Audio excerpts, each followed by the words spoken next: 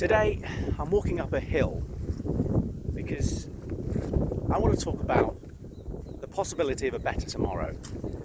Now I'm going to put my hands up and admit straight away that I am a socialist and I believe in deconstructing, dismantling and destroying the current system as best we can, tearing it down and starting again. You know, I reject the police, I reject the post office, I reject Boris Johnson, and I reject the racist far right taking us out of the EU. So, for me, a better tomorrow is really how we address the fact that the majority of the people in this country actually voted in a fascist into number 10. And you know what we're going to do to fight back and resist.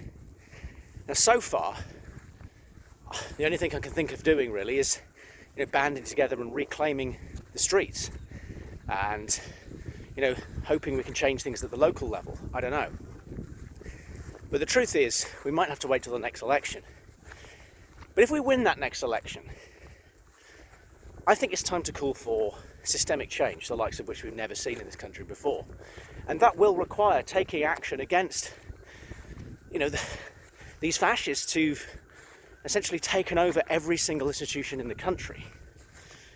And that will mean hauling the likes of the Tories, the governments, every single person who voted for Brexit, every single person who supports Jacob Rees-Mogg and those other Nazis. And we need to get them. We need to somehow have them all brought to task for what they've done. We may need some kind of tribunal. We may need to press charges. But ultimately, we do have to remove these people from society if we're to have a better tomorrow, just a fairer tomorrow, a tomorrow where everybody has their fair share and nobody's left behind and we're all equal. I can smell that tomorrow. I can taste it. And just as I thought we were about to, you know, get our teeth stuck into it, we elect a little blonde Hitler, just like Big Daddy Hitler over in America. And so, yeah, what I'm saying is quite extreme. But I don't think we're going to survive another 4 years. And ultimately, I think there's going to have to be some kind of civil action to tear down, strip, and redistribute the resources of this toxic, capitalist, colonialist society we've created that benefits no one except Jeff Bezos. And people say to me, well, Eliot, you know, would you be willing to pay more tax? Absolutely, I'll pay 60%. I'll pay 70%, whatever it takes. And then they say, well, why don't you just, you know, pay a bit more and give it to an organisation or a charity? I don't know how to do that, okay? I'm not equipped to do that. That's why I want the government to do it for me.